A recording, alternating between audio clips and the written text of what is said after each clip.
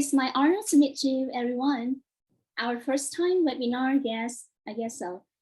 And again, so good to see you again at this webinar, Dr. Bảo Hoàng, our today's speaker. And without more words, let me get straight to the point of today.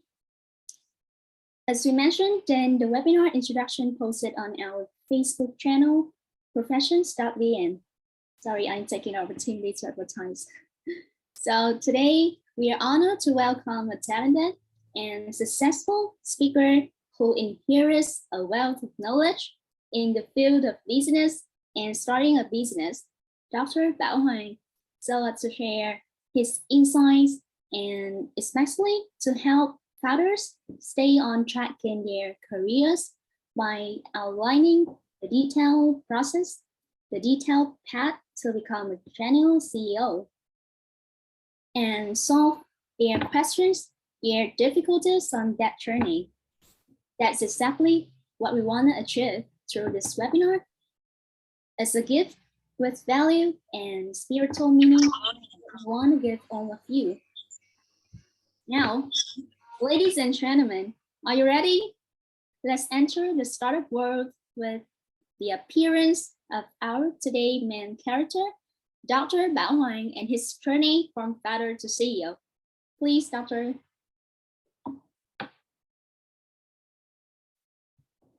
First, thank you, Chippy, to make a very impressive introduction. Okay, and I also want to thank Miss Quỳnh Nguyễn, the founder CEO at Profession VN, and her team to give me a valuable opportunity to talk to the community of founder CEO in Vietnam. They contribute to my heart. And to the audience, okay, so you are the founder CEO, you belong a very special group of people who are always focused on self-growth and always try to create the value for society at large. And even it is a bit late today for me to say Merry Christmas, but you still feel some kind of atmosphere for the holiday in Vietnam, and I hope you have a quality time with your families and your friends over there. So if we look at the screen on the left, on the right side, you will see four gentlemen. The first one, the first gentleman, with a purple sweater. Of course, he is very familiar with the startup community. He is Bill Gates, the founder and CEO of Microsoft. And maybe more than 10 years ago, he stepped down from his executive position to just focus on the charitable work.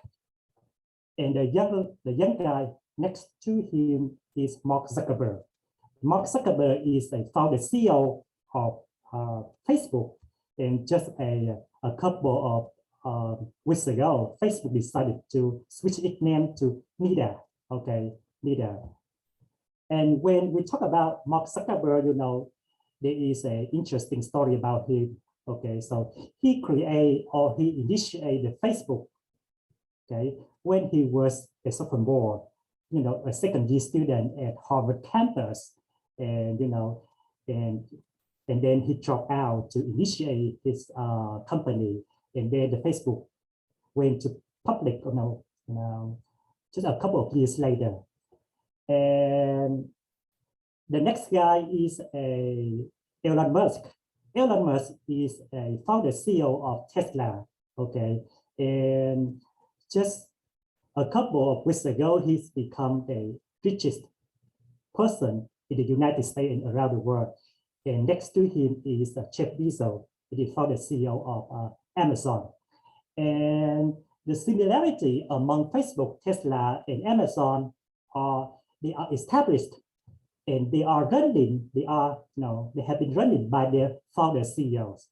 And of course, initiating the firm or founding a firm is not easy, but to running the firm at a mature stage, also not easy either. So today, this webinar, I will give you some recommendation. Okay, so some advice how a founder can become an effective CEO of his or her firm. Okay, to lead the firm from the forming state or the founding state to the maturity, to the mature state. Because in fact, in the United States, okay, a lot of founder CEO, okay, after they initiate their business and they grow their business for a couple of years, and before their firm or before their new venture go to public, okay, they are pushed out by their investor, especially, the firm have the investment from a venture capitalist. So the reason why the founder CEO are pushed out of their executive position before the firm growth, the firm reach the maturity state, or before the firm go to public, is because they can see the lack of managerial capabilities.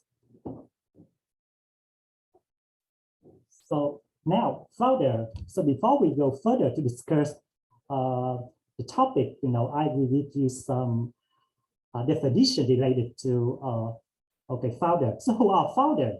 Founder are the people who establish firm or organizations. Okay, and here we have profit organization, and we also have non-profit organization. And some people, sometimes we call them as entrepreneurs. Okay, so also there are different types of entrepreneur, including serial entrepreneur and portfolio entrepreneur.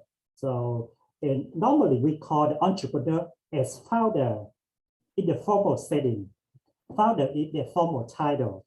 Okay, so in the founding state, the founding state is mean that when the founder or entrepreneur identify a business opportunity. Okay, so in this state, I will focus on the role of the founder, and later on, I will focus on the role of the CEO. But in this state, the role of founder is more important. So what is the obligation of the founder in the nascent state or at the founding state? First, they have to identify business opportunities. Okay, so before you form or before you initiate a new venture, you have to know what you're going to do. Okay, how you can create a value for customer. Okay, how you satisfy the customer wants and needs. So you have to identify the business opportunity first. And according to the entrepreneurship literature, okay, so not all the entrepreneurs, not all the people can recognize the business opportunity. It's just small group of the people called entrepreneur. Okay, and this small group of people can recognize recognize the opportunity and capitalize this kind of opportunity. So after they identify the business opportunity, okay, so they have to combine or reconfigure resources to build up their new venture. Okay, and most of the time, the entrepreneur, they don't have available capital, capital available for them to tap in to initiate the business. So some of them may, take the money, their own money to invest in the new firm, or some of them may borrow the money from friends, family, or some of them obtain the loan from the financial institution, or some of them may call the investment from the venture capitalist. So, and now we move to the next stage, the IPO stage. Okay, the IPO stage stands for the initial public offering. okay, initial public offering, IPO, okay. The IPO is abbreviation for initial public offering. Okay, so to a lot of new venture, okay, so after they reach the mature stage, okay, the mature stage, after they reach the maturity, okay, so they go public. They go public. This means that they will sell their the stock in the stock market. So here the IPO also stand for the fact that okay, it's kind of it also have the simple meaning. Okay, it's kind of mark the milestone of the firm. Okay, it means that okay, the firm reach a mature state. They are not the new venture anymore. Now they become an established entity. They become an established organization. So, and of course, okay, the firm, okay, the mature firm, they also need more resources to grow, So nowadays, okay, so when they reach the mature stage, maybe they want to offer new products or services, okay? So sometimes they need the money to invest in research and development, invest in R&D, okay, to invent or to come up with the new products to customer. Okay, or they need the money to expand to the international market. Of course, of course, there are some venture or some firm they just want to operate domestically, okay, inside a country. But a lot of firms, especially on the big firm in the United States, okay, most of them, after a couple of years, operate inside the United States, they expand to other country, okay, go to international market. And of course, they need the money, okay, for this kind of strategy. And the mature stage, okay, or the IPO period, okay, provide both opportunities and challenges for the new venture. Okay, both opportunity and challenges. So now we talk about, okay, what is opportunity? And then I will discuss, okay, the challenges later. So opportunities, okay, when the firm reach the mature stage or when it gets bigger, okay, and the more people know about the firm. Okay, when the more people know about the firm, the better for the firm. This means that the firm's products or services reach more customers. This means that the firm or the firm customer base get bigger, okay, enlarge. So it's opportunity. And there is another opportunity when the firm reach the mature stage is normally in the United States, maybe it's just similar to Vietnam, where the firm go public, okay? So they have to publish all their financial records, okay? Financial record, including financial statements and stuff like that. And normally, the investor, they prefer to invest in the public firm because the public firm have the strong track record, okay? And for example, before the investor, before they decide to invest in a new firm, okay, normally they look at the firm's financial statements. Now, I will move to talk about the challenges. Okay, besides opportunity, there are a lot of challenges for the firm, okay, when the firm reach the mature state. First, when the more people know the firm, the more eyes on the firm will be more scrutinized. Now the people, they will observe the firm, they will pay attention to the firm. Even this small scandal, okay, happen inside the firm, this becomes a big deal. So when the firm reach the mature state, okay, the founder, CEO, or the management team have to be very careful in every manner to keep the firm, the good a good image. So there is another challenge is, okay, when the firm reach the mature stage, okay, when the firm get big, it have to follow all the governmental or regulation, okay? So they have to follow, comply to all the rules and laws.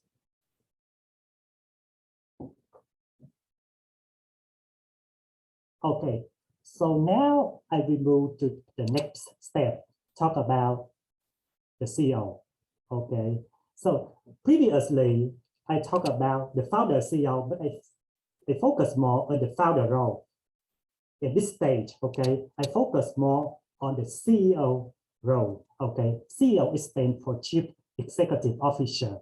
So what is the role of the CEO in the when the firm reach the mature state? So first, the CEO have to build a broad social network. So why the CEO or why the executive, why the founder CEO have to build a very wide and broad social network? Because social network, it is very important. Because sometimes, you know, the founder CEO, okay, obtain the financial resources, okay, and human resources from the social network, okay, and there is not a lot of information, okay, a lot of information. It is kept inside a small group of people. It doesn't, you know, it is not shared publicly. So that's why sometimes, you know, the CEO need a network to access to this kind of information. So and the second role is the second task the founder CEO have to do, you know, when the firm reach the mature state is he or she have to manage a public firm with a lot of employees in different departments. So in the founding stage, okay, in the founding stage, the founder CEO normally work with a couple of employees. We call a couple of early or the key employees, okay, maybe 3 or 4, okay, and then the relationship between the founder CEO and the early employees is very informal. It's kind of more about informal relationship, not as formal as in the big organization, okay. Maybe they don't use the title to communicate with each other. You know, they consider, you know, maybe the founder CEO in the founding or the founding stage consider the early employee as their partner, okay, their friends, their younger sister. You know, we are in the one team, in one family,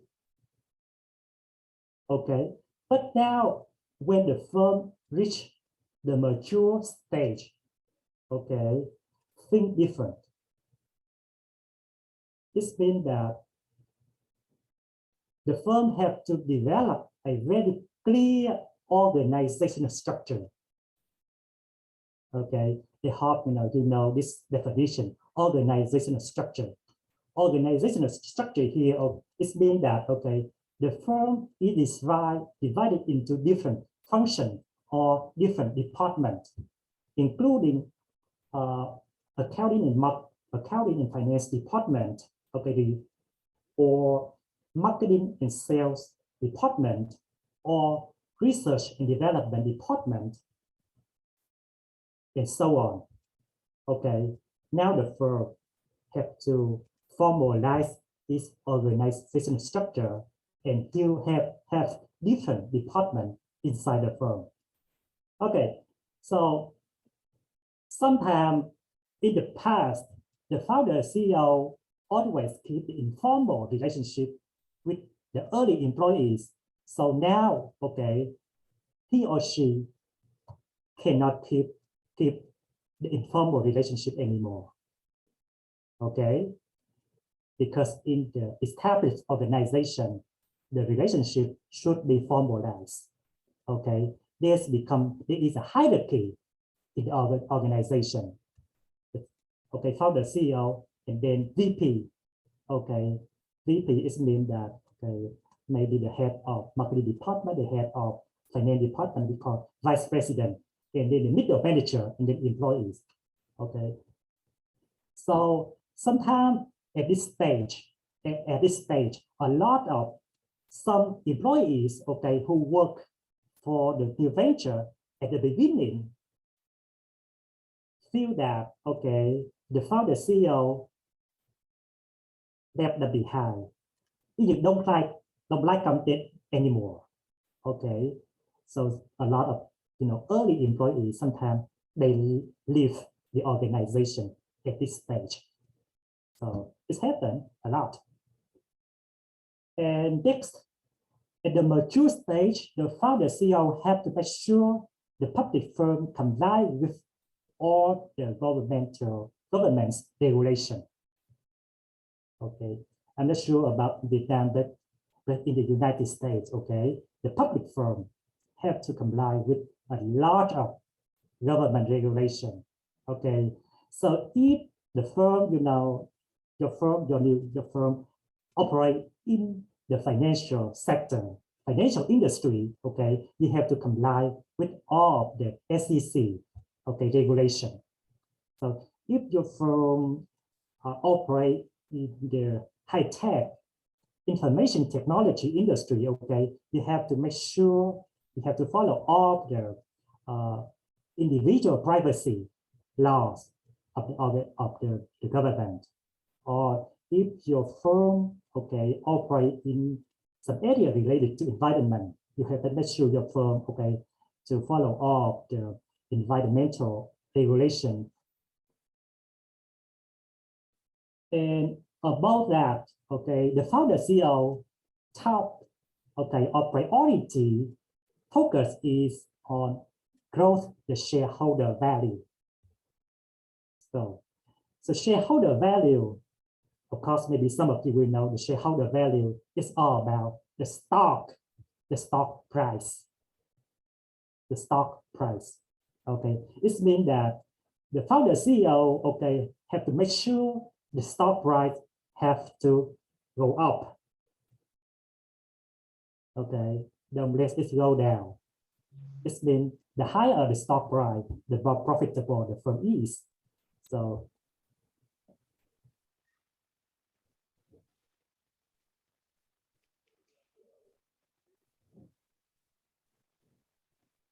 and now I talk about the challenges. Okay, the challenges. So the challenges for the founder CEO when their firm reach the mature stage is, okay, it's hard for the founder CEO to set the direction for the firm. So what is the direction for the firm? The direction for the firm. It means that the founder CEO have to clearly communicate, okay, its business model for the customer and other stakeholders. So I will define what is the business model. Business model is include two elements. The first one is the customer value proposition, and the second one is the profit formula. Okay, how the founder CEO can communicate the business model to the stakeholder. Okay, and how? So I may use an analogy that, okay, in the founding state, okay, in the founding state or in the nascent state, the firm, okay, the firm, the founder CEO, okay, like a pilot, okay, to navigate the boat in a small lake. But when the venture reach the maturity stage, okay, now the boat, it is not on the lake anymore. Now it is on the big ocean. Okay. And now how the founder CEO can navigate their boat in the big ocean?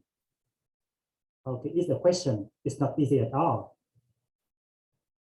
And next, also another position is how the founder CEO can position products and service, okay, on the market.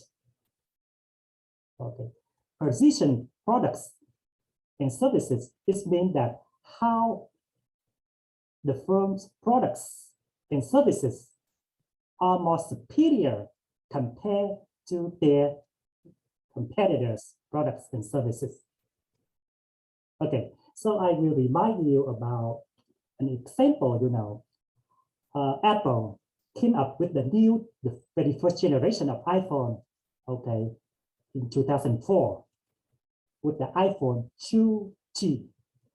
Okay, so at that time, Nokia, Motorola, okay, and Samsung will dominate the market.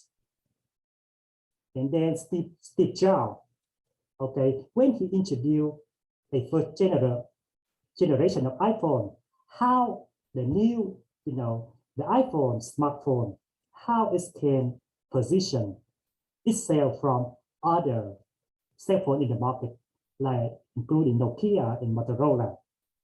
Okay, so of course, okay, iPhone is, is offer more superior feature and function. So that's why, iPhone is become a very well-known and very popular, successful story around the world. Okay, and the iPhone is bring about 70% of the income of the revenue for Apple every year.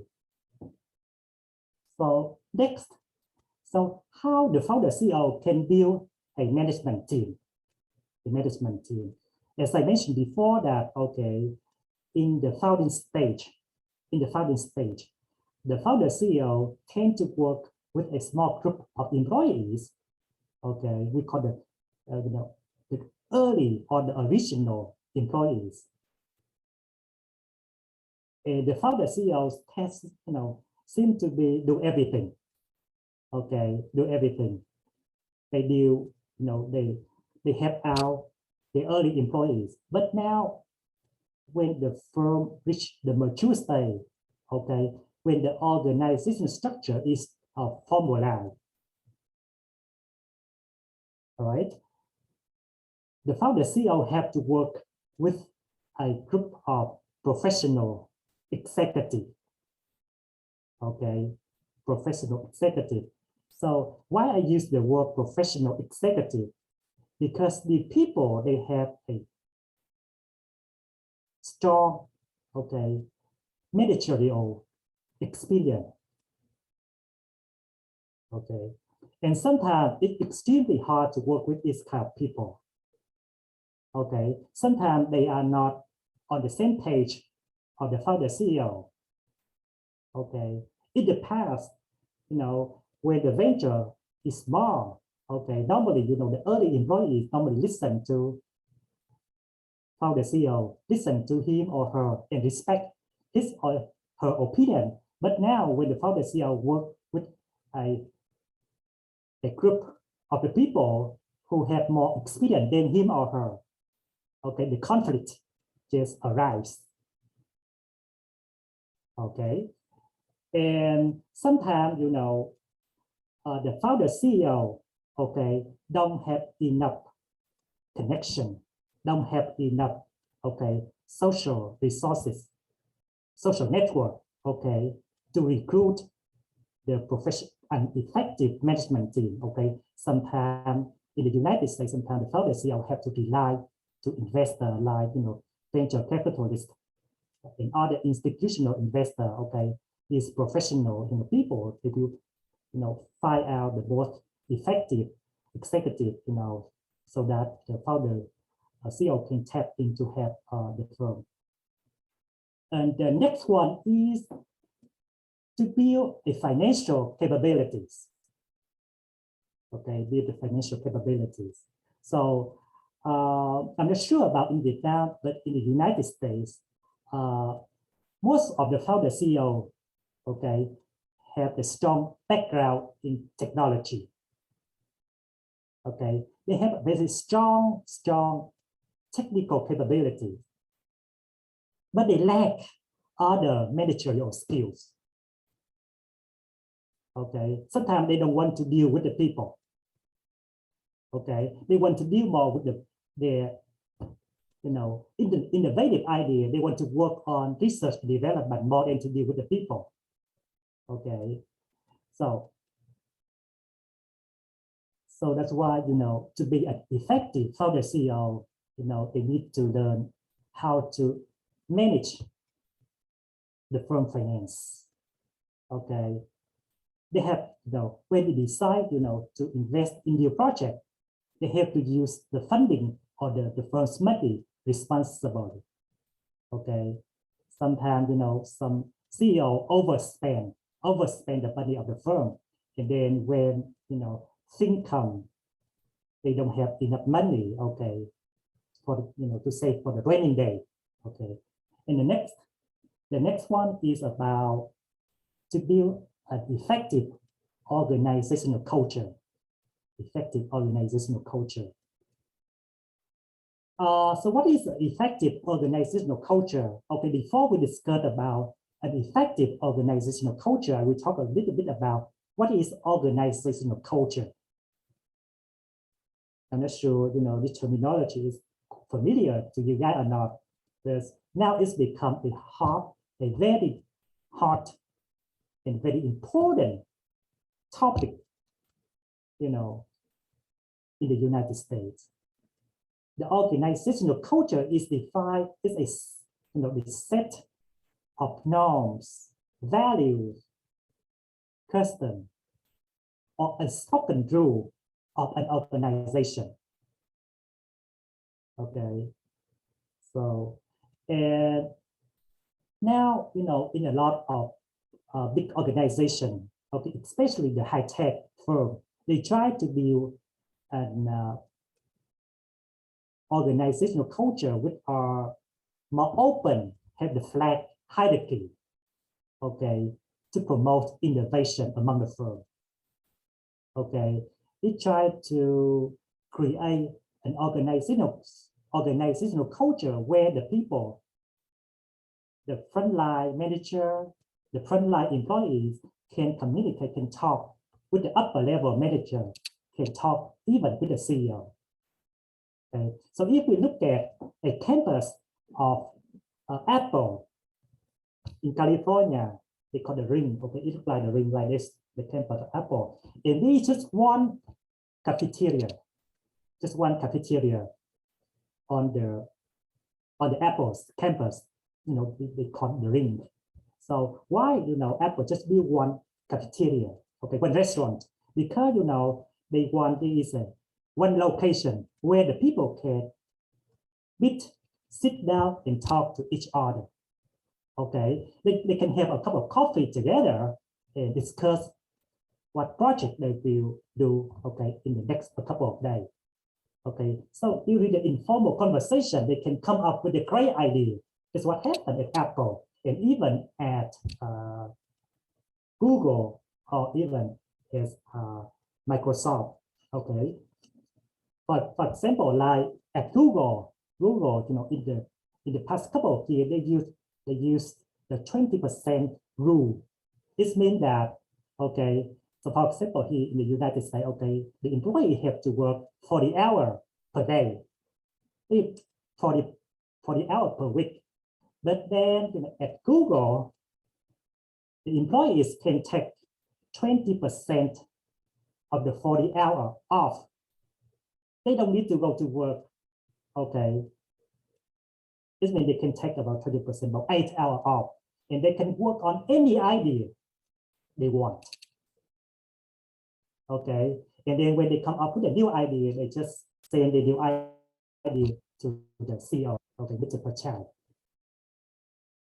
And another challenge is the risk management and vulnerabilities.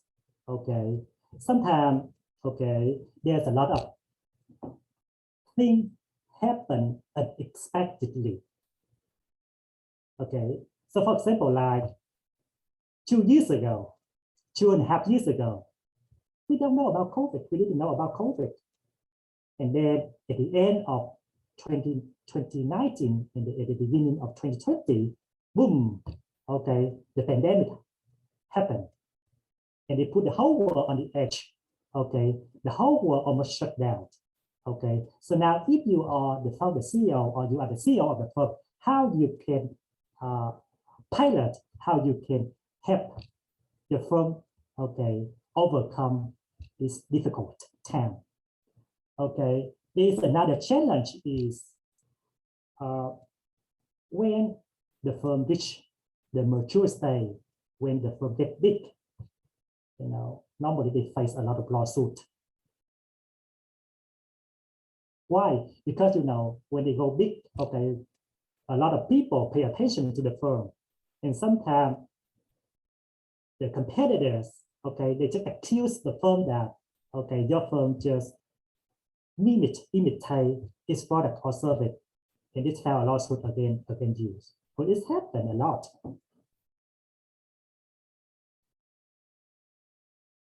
Okay, so what the founder CEO should do to be an effective CEO, I call success factor. So first, they have to set a very clear vision, mission, and value for the firm. Okay, so most of the organization, okay, if you go to its homepage, you will see the vision statement, mission statement, and the value statement. If your firm don't have vision, mission, and value statement, start working on them today. It's very important. So what is the vision? The vision is kind of what the firm will be a couple of years from now. So you want to be the leader in innovation. Okay, you want to provide the best human resource service to the customer in 5 years, 10 years from now. Okay, mission statement is mean that how you can satisfy the customer wants and need in the values. So what is the values for your firm? Solidarity, commitment, honesty, okay, or morality, blah, blah, okay, a lot of values. And the founder CEO also need to build a functional skill and expertise. This means that, okay, the founder CEO don't limit himself in one area, okay, and he or she try to, okay, experience with the new area, okay, learn more about accounting, learn more about marketing, okay, learn more about human resource management, because when the firm go big, okay, the founder CEO have to know a little bit this kind of area to manage the firm. And to sharpen the management skill and leadership styles. Okay, so leadership styles. In the leadership literature, there are a couple of styles. Okay, there is servant leadership. Okay, authentic leadership, ethical leadership, and entrepreneurial leadership. Okay, so what kind of leadership you want to develop? Okay, you either want to develop authentic leadership or transactional leadership or entrepreneurial leadership or a servant leadership.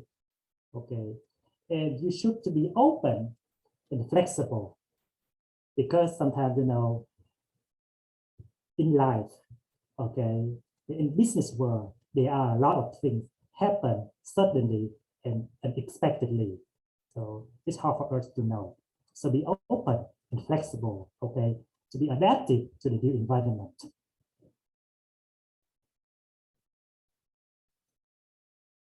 Okay, conclusion. Okay, so I will wrap up my presentation first. A journey from the founders to CEO is a tough journey. Okay, it's tough. It takes time. Okay, it takes years to be a better CEO, not days or months. Okay, So the good news is, okay, the management skills are learnable. You can read the book, okay, you can learn from other people, so it's learnable. So next, you guys have to be patient with yourself, okay, because in the learning process, learning process means that, okay, it takes time, okay, take time. And of course, okay, treat yourself good, love yourself, celebrate each step in the journey to become a more effective CEO. So I will finished. I will conclude my presentation here. Yeah, thank you, Doctor, for your wholehearted transmission of the valuable knowledges.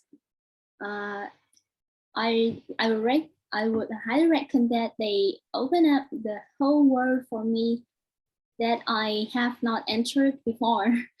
Of course, because I don't have a startup or maybe haven't had yet. And I believe that they help the participants somewhat better visualize the successful startup path. But Doctor, as I see on the path to successfully start a business, there are countless difficulties and problems that founders face in addition to the challenges you mentioned in your presentation. And I consider that because professions received many questions in registration form. The questions about difficulties and concerns related to starting a business. So now we will come to Q&A part so that the speaker can answer your participants' question directly. Okay, the first question for you today. There are some people give advice that the founders shouldn't be also the CEOs. It's better the founders hire CEOs to help them manage the business. Do you think if the founder is the right CEO at the current juncture for a company? Please, Doctor. So it's a very good question. Okay, it's a very good question, and I know that even a lot of scholars in the United States dedicate a lot of time and effort to answer this question. Okay, so but I will answer this question, okay, based on my experience, my opinion. Okay, I don't need to cite any paper or anything. Okay, so to me, the founder, okay, the founder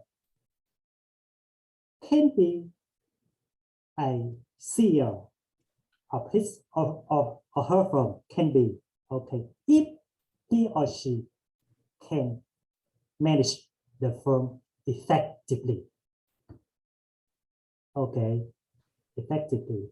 So sometimes, and maybe in my opinion, okay, the founder should be the CEO at least in the first couple of years in the founding period. Why? My question is, okay, and the answer is in the first couple of years of the founding period, okay, sometimes this process requires a very strong commitment from the founder.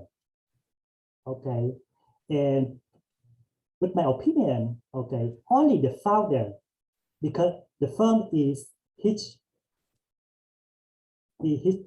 kind of his child, okay, and he or she have a strong attachment, have a strong psychological attachment to the firm, okay, so that's why this kind of attachment give him or her more energy and more commitment, okay, in the founding period.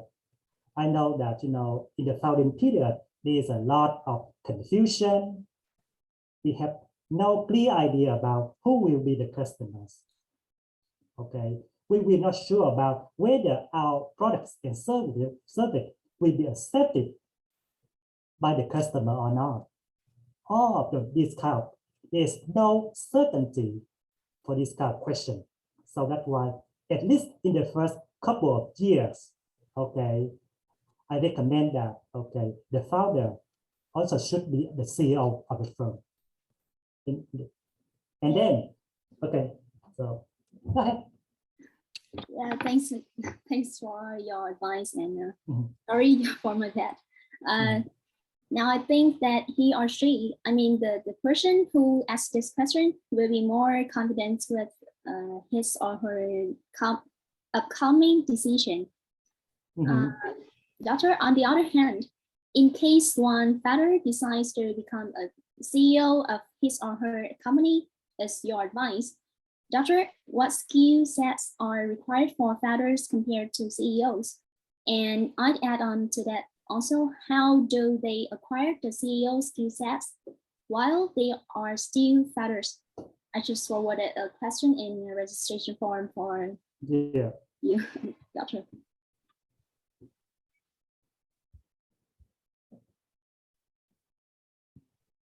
Okay, so the founder, as you mentioned that the founders and the CEO, okay, they have different skill set. They have different skill set and commitment. Okay, so the founder is the one identify the business opportunity. Okay, who have to put in the resources to initiate the firm, or he or she have a strong commitment to the firm. Okay, attach to the firm, to the new venture. Psychologically, it's just a kind of parenting relationship. Okay, and the CEO, when we talk about CEO, okay, we talk about professional CEO. Okay, the professional CEO, they are very good at manage the people. Okay, manage the people. They're very good at dealing with customers. Okay, they tend to be good at risk management.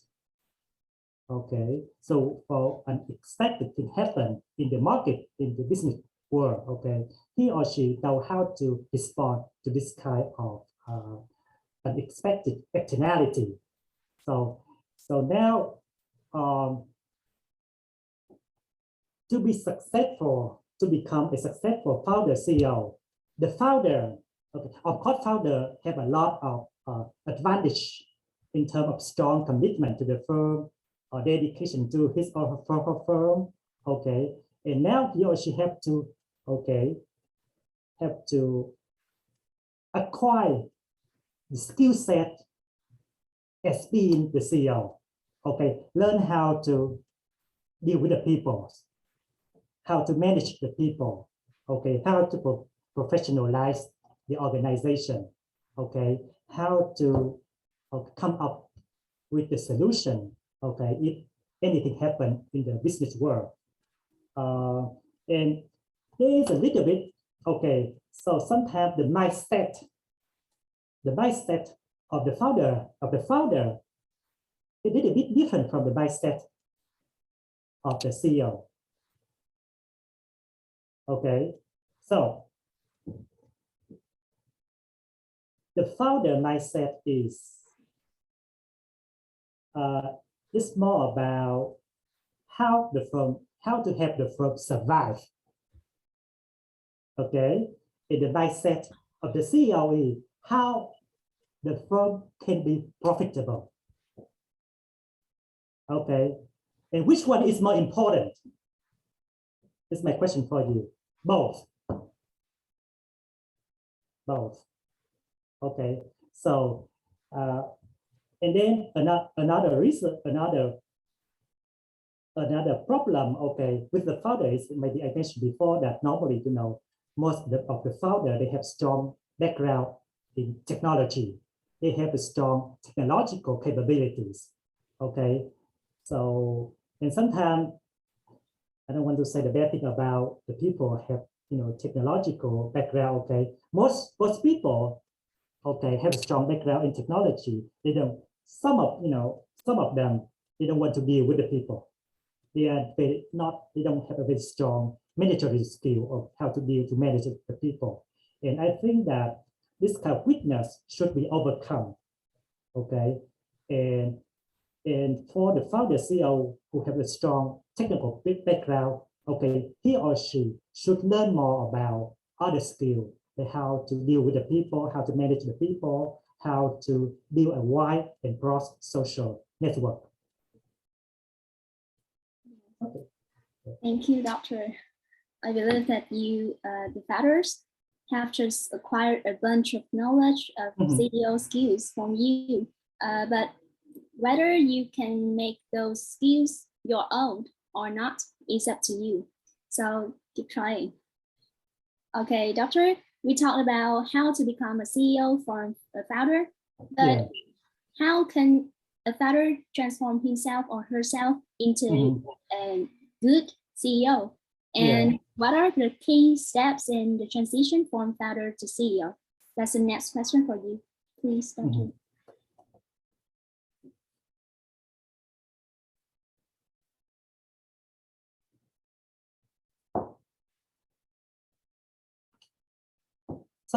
So can you just repeat the question again? Yeah. Okay. So yes. Okay, good. So it's a very good question. Okay, it's a very good question. So if you look at Bill Gates, okay, Mark Zuckerberg, Elon Musk, and Jeff Bezos, okay, the founder CEO of the big, firm in the United States and around the world, they have the skill to inspire people. Okay, so I know that now I tell the founder CEO here, okay, you have to inspire your employees. And then you guys will ask me that how, just tell me how I can inspire my employees. Okay, it's kind of a little bit hard. So, but I can give you some tips, okay, to inspire your employees, to make your employees, okay, to follow the vision, mission, and the value of the company. Okay, you should really communicate. Okay, communicate the goal of your organization. Okay, the goal of the firm. Really communicate with your employee the goal of the firm. Okay. The second, you have to care. You have to be care. This means be a caring leader. In other words, I say you should be a servant leader. Servant leader, it means that you have to pay attention to your employees. Okay. So you work hard they work hard to your firm. Okay. They follow your dream. Okay. Sometimes, especially the early employees, sometimes they are not sure that whether, whether the dream of the founder will come true or not, or the new venture will be failed. Okay. A couple of years from now. It's a lot of uncertainty there.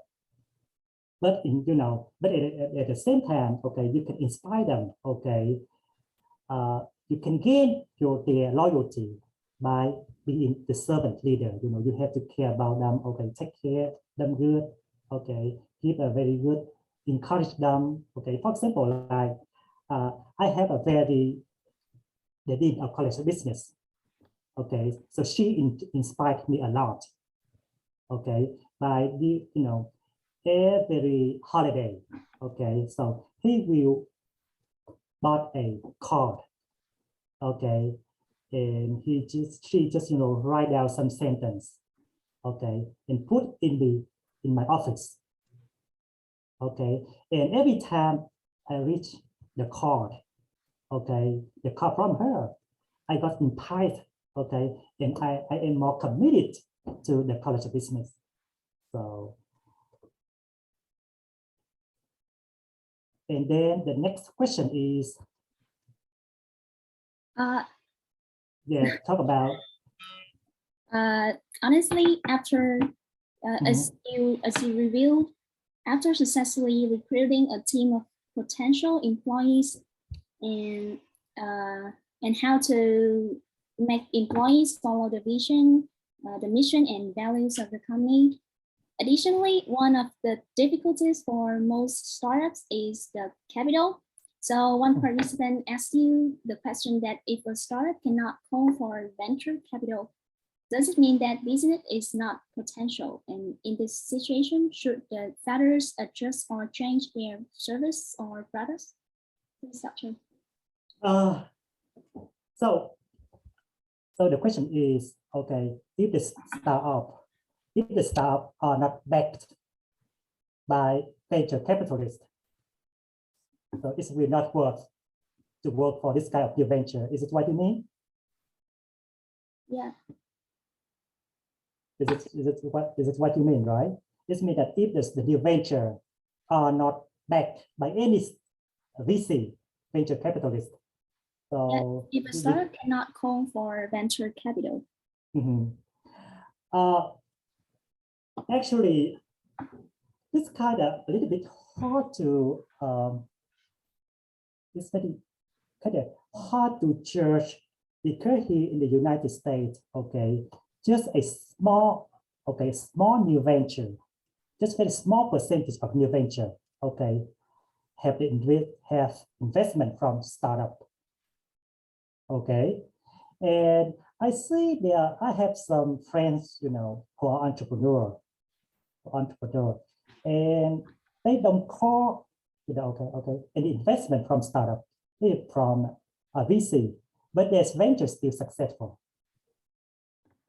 Okay, so it's very hard to distinguish the livelihood of success between the VC-backed and non-VC-backed new venture. This is very hard. So it's very hard to judge in this situation. Thank you, Doctor. I think let's move on to another issue that founders often ponder: recruitment. The question is, who are the first people or the type of people one must begin to hire? How to make good hiring decisions and avoid bad ones? Please, Doctor. It's a very good question. Okay, it's very good question. I just like this question a lot. Okay, so in the human resource management, okay, to make sure the organization succeed, we have to write the right type of people, and so when in the founding period, okay, when the founder CEO just come up with to identify the business opportunity, okay, and just combine the resources to found a firm. And the next decision is, to hire the first key employees. Okay, now so how the CEO, how the founder can find, find the right type of first employees. So they are not fixed formula. Okay, there's not not a one-size-fits-all strategy to deal with this kind of issue, but there are a couple of recommendations. Okay, so first, you guys should hire the new venture, or especially the founder should hire the new, the employee who share the same or the similar vision. Okay, similar vision.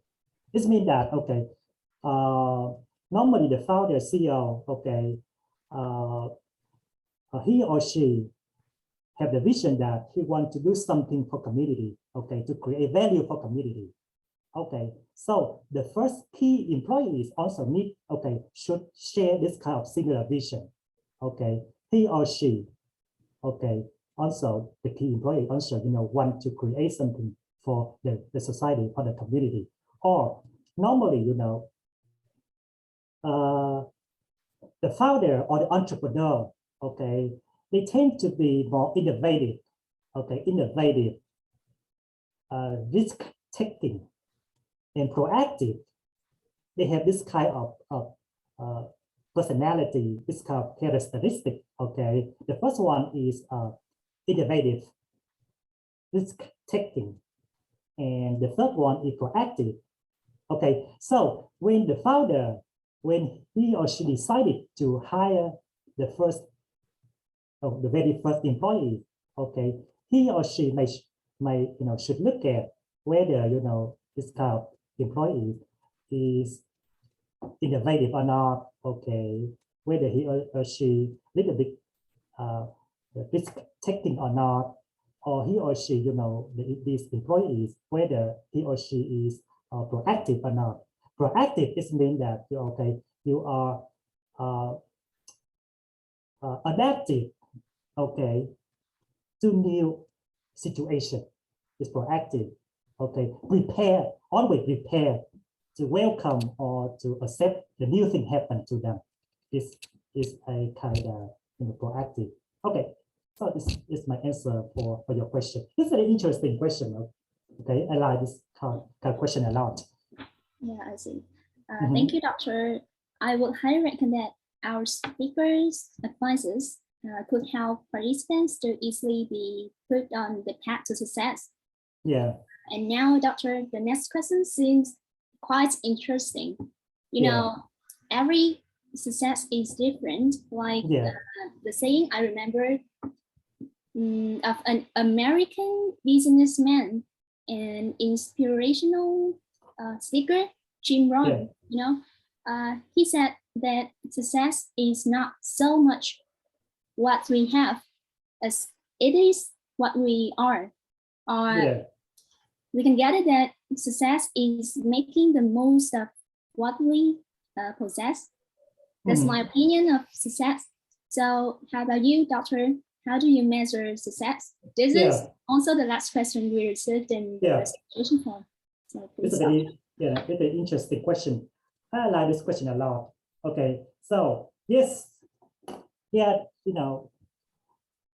success, we can evaluate the success in different way. Okay, to some people, okay, success is mean they have a lot of money. Okay, to some people, success is mean that they just live a happy life, have a lot of freedom.